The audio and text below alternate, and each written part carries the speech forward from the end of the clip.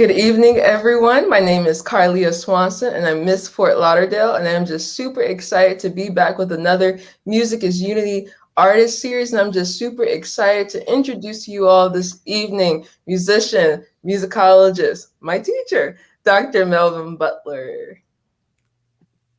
Hi. Hi, Carlia. Hi, it's great to see you. Great to see you. I'm glad you're here. Thank you. So we're at the beginning of a new year. How is your 2021? So far it's going pretty good, and I know we're only in the first month of the year, but can't really complain so far. I think like a lot of us, I'm just hoping that the next 11 months are better than the previous months of 2020. Very true. So do you make like New Year's resolutions? You know what? I don't really, because I feel like I'm setting myself up for failure if I do that. So actually, it's funny. Last November, I started this new like exercise goal. It's like I purposely gave myself a head start so that so that I could hit the ground, hit 2021 running, and not feel as though I had this like cutoff.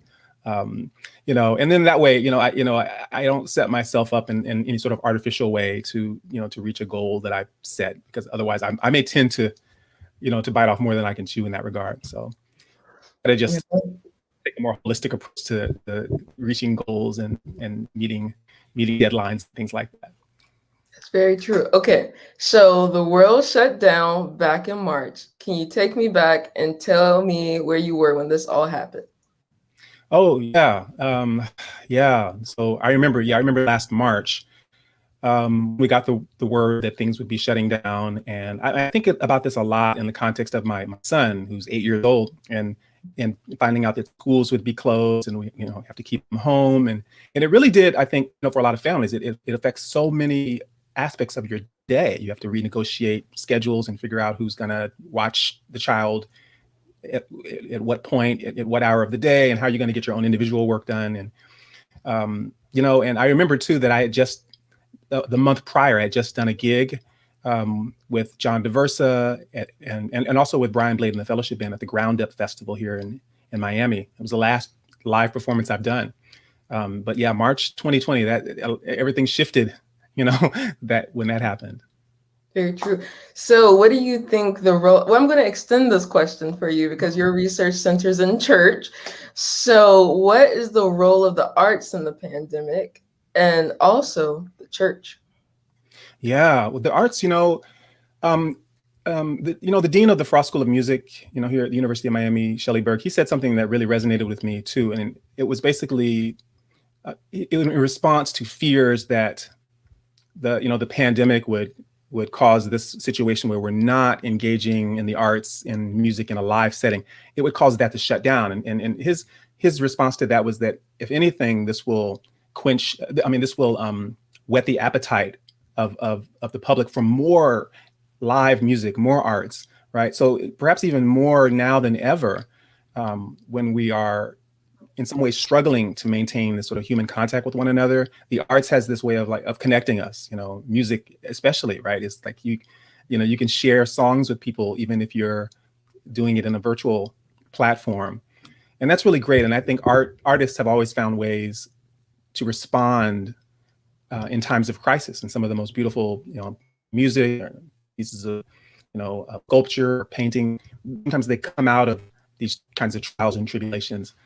So art plays a major role in how we collectively come to grips with these kinds of situations and find ways to cope with them. I think it can be therapeutic in that sense. So with the arts, I also haven't been to church since March, and it's been very difficult missing that fellowship, participating in the music groups. So what do you think the role of the church is? Yeah, that's right. The church. Well, it's funny because, yeah, I mean, the church I attend they went online. I think that was the wise thing to do. And it's challenged so many of us to who are worshipers, right, in the Christian faith and other faiths, to figure out like what it means to experience God in a virtual platform, right? Without that human to human, joining in or hearing the singing and preaching in person, but hearing it through a screen, if anything, I think like music gets all the more vital, you know. Perhaps it's more challenging to stay connected in that way. I mean, it's like, it's, I think, easy to kind of, you know, fall away from even having church of any kind when you can't get together. I think a lot of people might feel like, what's the point? I mean, for me, I think, you know, my faith is important to me, and even if I can't gather with, you know, brothers and sisters in Christ in person, we can try to create virtual communities that will probably outlast this pandemic, and still provide so many of us with sources of spiritual fulfillment. It's very true because I feel like, especially some staples in like gospel music, they're very accessible right now. So you have like the Verses, and it was Kirk Franklin and Fred Hammond, and we're getting to see like these live worship services from home and how innovative and creative pastors can be. So that's been really exciting for me. Yes, Um, absolutely. Yeah. so I know that life has changed drastically. What are some creative ways you use to face those challenges? Yeah, with the pandemic, you know, for me, I think it's really inspired me to, you know, to bulk up my understanding of technology. And as a teacher, you know, as someone who gives lectures on music history and culture, I've kind of gone, full fledged into these various kinds of online platforms, and trying new experimental ways of teaching, and, you know, ways to assign homework and give students projects that that capitalize or really enable them to leverage their skills, the skills that they have been using already with technology, you know, with websites, with social media, and all of this. So one of the ways that I've kind of been dealing with that is using it as an opportunity to learn more and to be more strategic about how I teach. And with regard to music making, I mean, I can't say that I've really kept up practicing like I ought to, you know, although I do note there are lots of, there are lots of ensembles and, you know, lessons happening outside here on campus. And just a few weeks ago, I actually was walking home. I'm a residential faculty member. I live on campus, and I was walking back to my campus apartment, and there were some students playing outside on campus, and I had my saxophone with me, and they said, "Hey, you want to play a tune?" And I said, "I'll play a tune." And so I got my saxophone out and just played something with them right outside, right there, which was really, really great. Maybe I need to do that more often. That's But incredible. I'm inspired by this, you know, the music students who are finding these creative ways to cope, and they give me ideas about it too. Wow. So we've been spending a lot of time at home. So what is something that you learned about yourself in the quarantine? You know what? I learned that sometimes I don't want to be bothered. I mean, I think I learned that a lot of times, I mean, I think in some cases people might be freaking out about this, like, oh man, we can't get together. We have to do all this social distancing. Things are closed. We can't go out and party. But I find that I rather like sometimes the isolation. I've actually found sort of peace in you know, in sort of leaning into the introvert aspect of my personality. You know, I like online teaching. I like not having to deal with people sometimes. You know, it's just like, I think sometimes I feel some social anxiety when I have to go out and, like, and engage with people in person. But I think maybe there's an aspect of online engagements that really appeal to that side of me that wants more privacy, or the ability to hide behind, you know, things a little more, you know. That is very true. Those 3 minutes between meetings, they make a world of a difference when you're at home. Yeah, absolutely. You know, yeah. It's So, convenient in some ways, and it provides us more opportunities, well, to get together when we might not otherwise do. very true. So my background, I grew up singing in church choir almost all of my life. And so when I got to college, that wasn't really available for me. So what would you say the importance of cultural studies is in higher ed? Oh, the importance of cultural studies in higher ed. Um, well, if you think of something like ethnomusicology, which is the field that I work in, you know, we're very much concerned with the study of people making music. And I think there's so much we have yet to understand about the human condition and the role of music in, as it relates to how people express themselves and, you know, assert their identities, or or cope with trauma, or any number of things, express political allegiances, through music. That I think it makes us more well-rounded human beings when we engage with culture, and in other words, humankind's non-biological inheritance, the things that we learn socially. It helps us to find out two things, right? At least two things. One, how we're connected as human beings, and that kind of thing can I think can engender greater empathy and respect for the diversity of the world's population.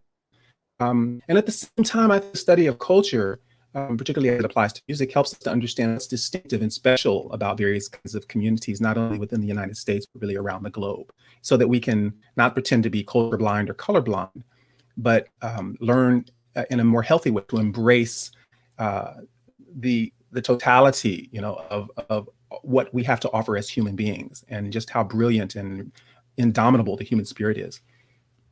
Well, that's very true. So through my research with you, I've been realizing how much of popular music is influenced by gospel music. So starting with like Rosetta Tharpe and Sam Cooke, and then later Aretha Franklin, and all these people that came out of the church. So what would you say the importance of gospel music is in higher ed? Yeah, I wish there were more courses on gospel music history. You're absolutely right. I mean, it's played a profound role in the development of popular music in the United States, and really in societies around the world. So gospel music, the music coming out of Black churches in the United States, I mean, without that, jazz would probably sound different, rock and roll, rhythm and blues.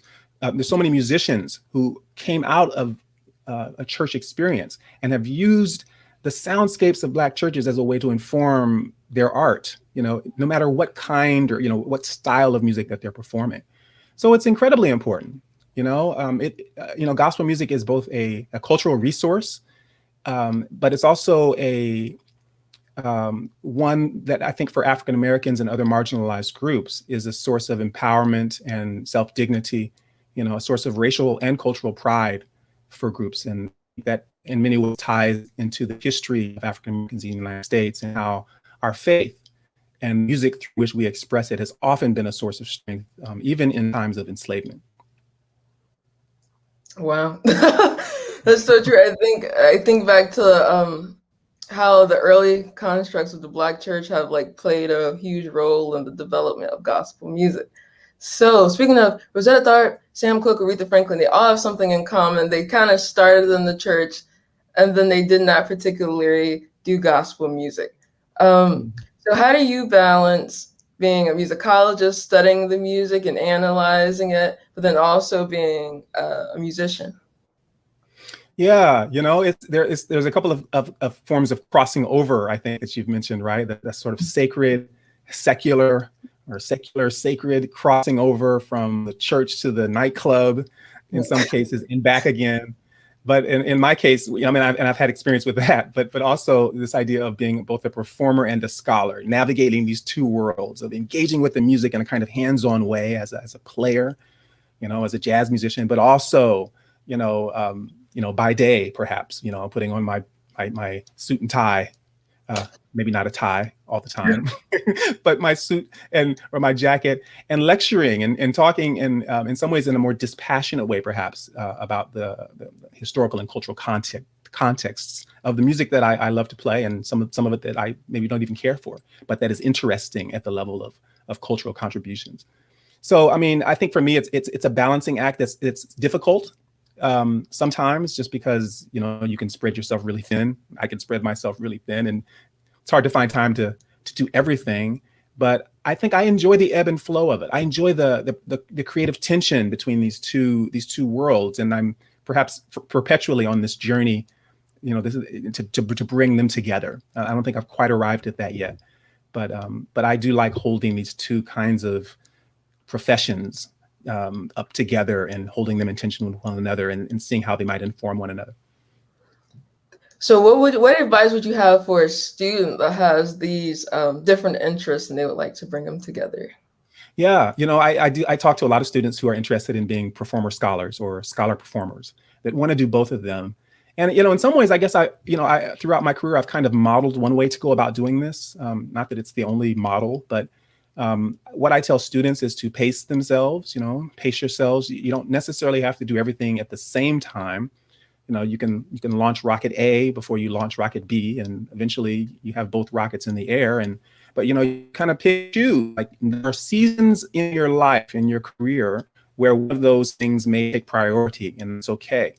Um, and for me, I mean, I think sometimes it boils down to a choice, and I often pose, my students a question like, what kind of life do you want to have? What kind of career do you want to have in music? Um, and for me, what I say is that I enjoy being able to operate in both worlds, and to have options. Maybe that means that I'm not the world's greatest saxophone player or the world's greatest professor, but maybe it means I'm a pretty good professor and a pretty good saxophone player. I'll take that, because I enjoy doing them both so much. So it's really a personal decision, and it boils to what kind of life, what kind of career people want to have. That's very true. I feel that about so many things about music and religion and being involved in the community. Like if I were to pick just one, I don't think I would be completely satisfied, but being able to do all of them, it works. I have to say, I So, love my job. Yeah, I really do enjoy them. So I get that. so how did you get your start? How did you get your start in music? When I was 12 years old, in Kansas City, Kansas, where I grew up, in my elementary school, I started playing in the school band. And I was really the only one in my family to play a musical instrument, but this opportunity was presented to me to play saxophone, and the band director said I could rent the saxophone for $20 for the school year. And my mom said, okay, given that it didn't cost that much money. And little did I know that back then in the 1980s, that start on the saxophone would lead to this really fulfilling career in music. But that's how it all started. I eventually went to college at Berklee College of Music in Boston, and then grad school at NYU. But the journey started back playing saxophone in school band. Well, I played the drums in school band back in the day. Oh, really? Okay. So But who, not anymore. You don't still play? most recently I was teaching a drum lesson, and yeah. So, Okay. what were some of your musical influences growing up? You know what? I grew up in the 1970s and 1980s, and back before we had iPhones and social media and laptops and all of that. And so we really depended on the radio. And in my family, it was KPRS in Kansas City, which was the Black radio station. So, it was like R&B and soul music of the 70s. I mean, thankfully, my mom, who's still, she's still living. She's 77 years old. She was, she doesn't play an instrument or sing, but she's a huge music fan. So I was really influenced by her musical tastes as well. And she had albums like, the Stylistics, like maybe like the Spinners, some stuff from the 60s and 70s.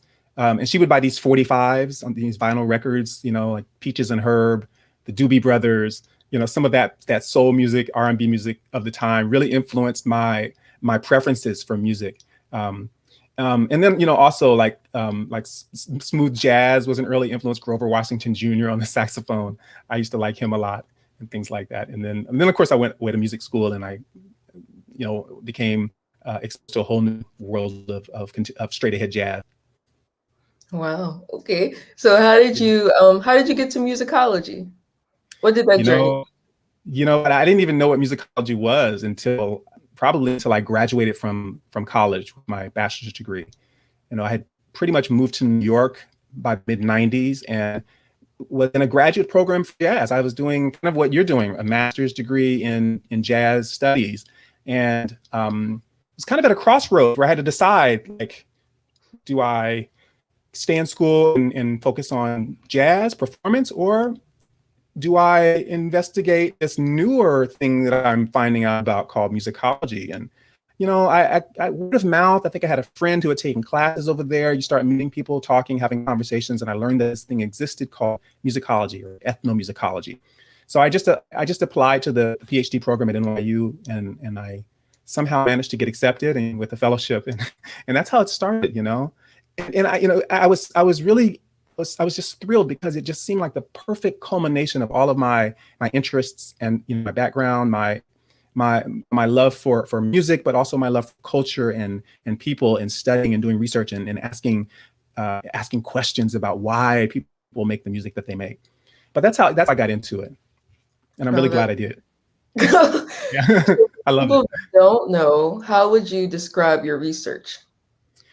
So my research focuses on music and religion in the Caribbean, specifically Haiti and Jamaica, as well as Haitian and Jamaican communities in the United States.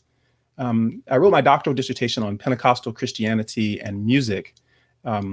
So I did research in churches mostly. It was sort of going to different churches in Port-au-Prince, in Haiti, right, Léogâne, Jacmel, and then in Jamaica, in Kingston, in Spanish Town, and Montego Bay, recording music, talking to people, interviewing them, and I'm very much interested in questions of identity. In other words, how people use the music of the church to express their cultural and religious identities. And sometimes the tensions that might emerge between those, between one's religious affiliation and one's maybe an official cultural identity. And I found that music is really central to these kinds of questions, how people work out their sense of self, both on an individual and a collective level. Wow. So this next question, someone kind of asked us yesterday in class. They said, what is there a difference between gospel music and Christian music? Yeah. Rate on that, please. I'll be happy to. I mean, in one sense of the term, like there's a sense of the term gospel simply just mean the good news, right? And so, and maybe Christian and gospel could be taken to be synonymous. And it's probably the case that they were on some level, if you go back far enough. But by the time you get into the 1920s, 1930s, you start to see the term gospel really being used to designate a particular style of music making, not simply the theology or the Christian lyrics. And so really throughout the 20th century, you have, certainly in African-American context, gospel refers to a distinct style of music, that in some ways maybe that's blues influenced, particularly through the compositions of someone like Thomas Andrew Dorsey. But then you have a whole lineage of gospel musicians who either worked with him or were influenced by Thomas Dorsey, who went on to record as solo artists. You have quartets, you have mass choirs, all of this that has really become, part of the heart and soul, I think, of African-American religious communities, of Christian communities. It's the music that comes out of these Black churches and the recordings that also stem from them as well. So if you just say Christian, right, that could really denote a much wider array of musical styles that not only in the United States, but around the world, right? Gospel, for me, particularly African-American gospel, really connotes a subset of the Christian music universe, if you will. Wow, very Does that make sense? I knew. So take us to church is a phrase that we hear all the time, mostly not in church, but referring to a performance style, or this is the end of the song, take it home. So as a person who studies gospel music, what does take us to church mean? You know what? I've heard that phrase used both, in response to musical performances, but also in response to preaching while someone is sermonizing. Someone yells out, take us to church, or come on. Like there's an idea that church in this context signifies not simply a place, but a way of being in the world, right? Church signifies a performative mode, a style of ritual, enactment, if you will, that perhaps really leans on this idea that although we are in the physical world, we have access to something beyond ourselves. And so the act of taking one to church means connect me with a higher power, if you will. It's kind of how I like to think of it, right? Not only the physical church, but the heavenly church, if you will, right? The eternal church, take us to church. I mean, and this is something I think about a lot, actually, because I think the idea of, like when someone leaves a church service, in my tradition, they say, yeah, we really had church today. They don't just mean that they went there, right? They don't just mean that they sat in the pew and listened. They mean that they had an experience, and perhaps they had a transcendent experience, a transformative experience, right? So church is more than just being there, but it's about experiencing a divine touch, if you will, the touch of the Spirit. And that can happen through through a prophetic sermon that inspires the soul, through words that seem to come from God, and in which the preacher is being used as a vessel to transmit this message that penetrates the heart, or it can come by way of a song, right? That is what we call anointed, right? It sort of manifests the presence and power of God, right? This is the way that I think a lot of church folk talk about like having church, or it's almost an implied understanding behind that phrase. When we say that, we kind of know what we mean, even without spelling it out. But we're definitely getting at a feeling, not just being someplace, but feeling the place as well. Wow, that is very true. So speaking of being taken to church, what would you say is one of your most exciting performances? Ooh, man. Oh, it's so hard to choose just one. I think I've had wonderful opportunities to work with so many great musicians. For the past 25 years or so, I've worked with Brian Blade and the Fellowship Band, and that group is special to me. I think it sets a high bar for everybody else that I perform with, any other group, and probably because that the Fellowship Band is a group, if you will, and we've maintained pretty much the same membership over the years.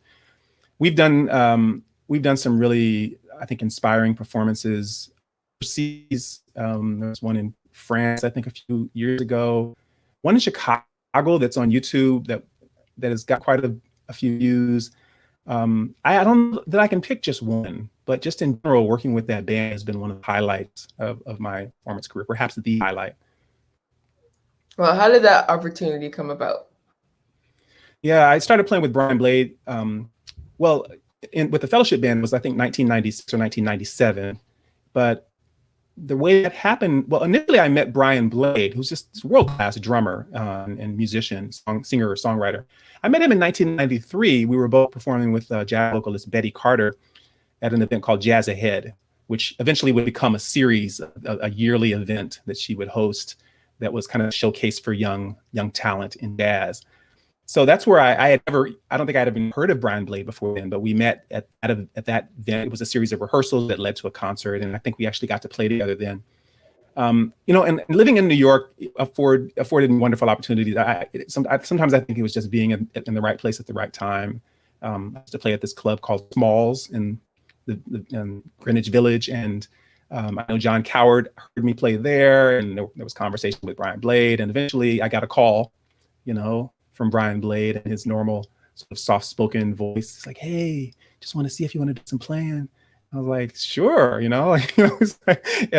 the rest is history. But that's how that happened, Wow, that's incredible. So you lived in New York. So what would you say has been one of your favorite places to live? You know what? It's funny. Every place is, I think, is my favorite while I'm there in some ways, It's hard to compare anything to New York City. I was there for 10 years. I really grew up in many ways in New York City. I sort of got my feet on the ground as a professional saxophone player, and had all kinds of opportunities to tour and work with some incredible jazz musicians. And so New York, for that season of my life, is just unparalleled. I don't think I would want to live there now. I'm much older. Chicago, for example, where I lived before it's also fantastic. I was there for 8 years, from 2008 to 2016. And there, that was at the time was my favorite place because it was back in the Midwest where I grew up, and I was in some ways closer to family members. And the pizza was great as well. No knock on the pizza in New York, but I was fond of the Chicago pizza. And the churches, the vibrant Black middle class that's in Chicago, in the history of gospel music, that for a long time was my favorite place as well. And now I guess I have to say that Miami is my favorite place because weather has really grown on me. What can I say? Especially this time of year. Great. So, as a scholar and a performer, what would you say your mission is? You know what? I think my mission is one of service. I'm not an ordained minister. I don't have credentials, papers. not a preacher. But I think I think I operate with under the belief that that my life has meaning and that I'm here for a purpose on this earth, and that no matter whether I'm playing on stage or lecturing in a classroom, um, I am bound to leave the world a better place, than it was, um, you know, to leave the world a better place, basically, and to give something back to the world. And I know it sounds kind of romantic and idealistic, but I do think that one of the things I love about teaching is that I feel like I'm helping to shape the minds of young people. I'm planting seeds, and hopefully they will plant those seeds. And it's a way of leaving a legacy, really instilling values of inclusivity, of kindness, through rigorous scholarship, through inspired performance, that will hopefully put others in touch with something beyond themselves as well, and so that they can experience maybe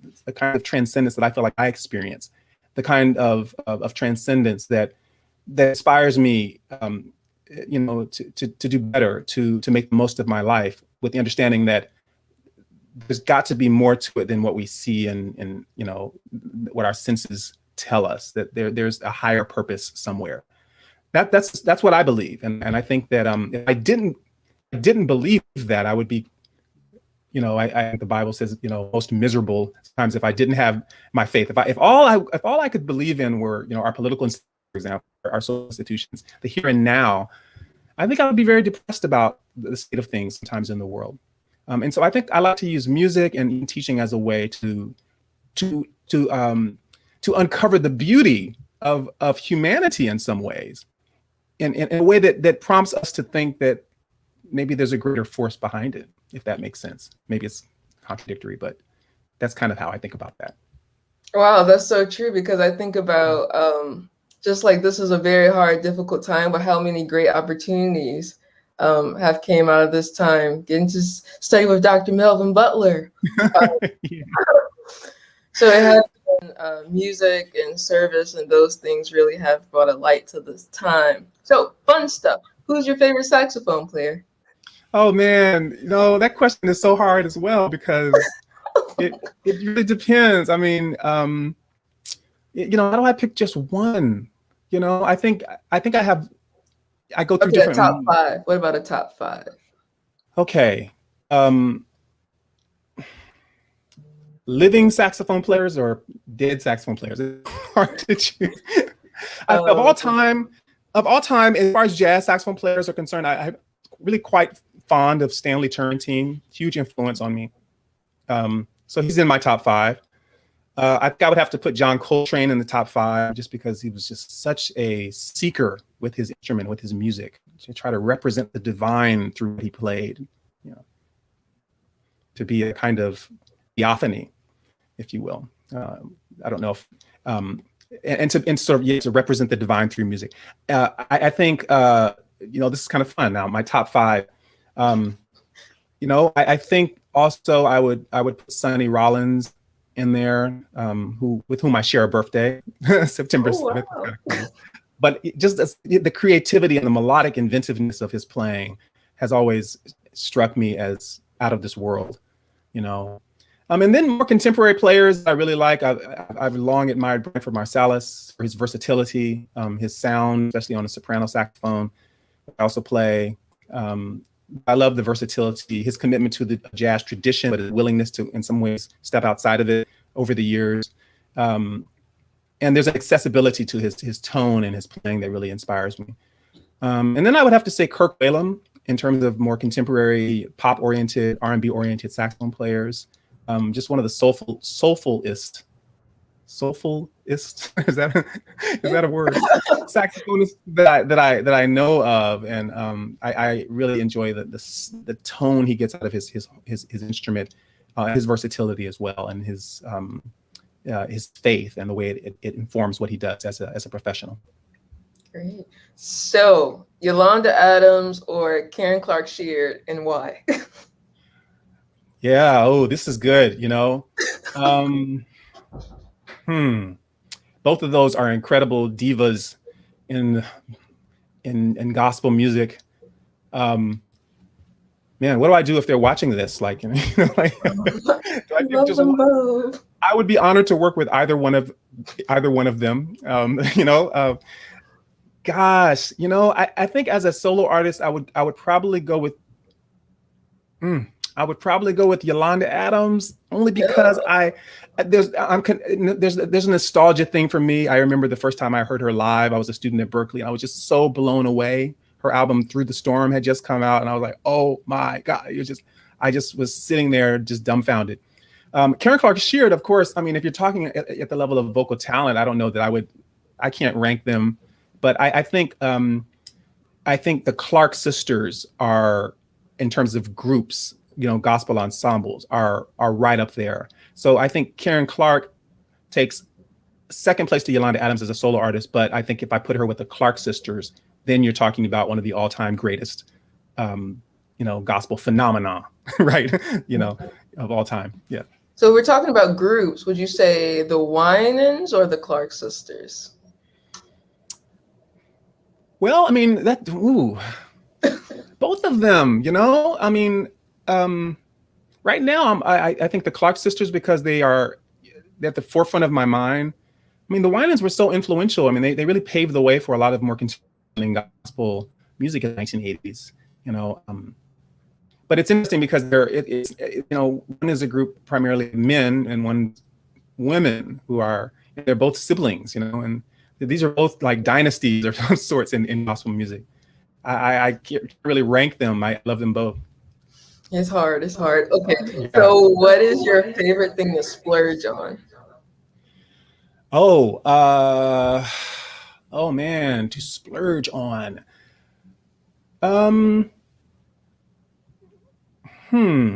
Probably technological gadgets. I like toys. I would love to buy, several more, microphones, or maybe another laptop computer, another tablet or something like that. I like those kind of technological toys. I wish I had more money to splurge, though. I don't really can't afford to splurge on. Okay, this is the last question. So what is the most interesting class you've ever taught? The most interesting class probably would be a graduate seminar I taught at the University of Chicago. It was called Music and Trance. And so, yeah, that was interesting because we're hitting it head on. I mean, this idea of transcendent experience, and not just in a Christian context, but in the context of Haitian Vodou, or something from something from the Middle East. Maybe the Sufi, the music of the Sufis in India and Pakistan, right? But all of these ways that music takes people out of themselves, right? Everything from like complete displacement of the psyche to where you're no longer yourself. You are somebody. You are now a spirit. And music helped you get there. Or something like the infilling of the Holy Spirit in charismatic or Pentecostal church services. All of these modalities and dimensions of trance or transcendent experience. That was a really fun seminar that I taught. And the final projects I remember were fantastic. Were really exciting too, because it challenged students to ask questions about this, and to problematize the boundary between the mundane and the mystical. So I hope I get to do that again. Oh, wow. That sounds like a great class. Dr. Butler, thank you for being here today. This has been great. Thank you for having me. I had so much fun. I kind of lost track of time, but I really appreciate it. Thank you, Dr. Butler. I'll see you later. Okay, take care. Bye-bye. Bye.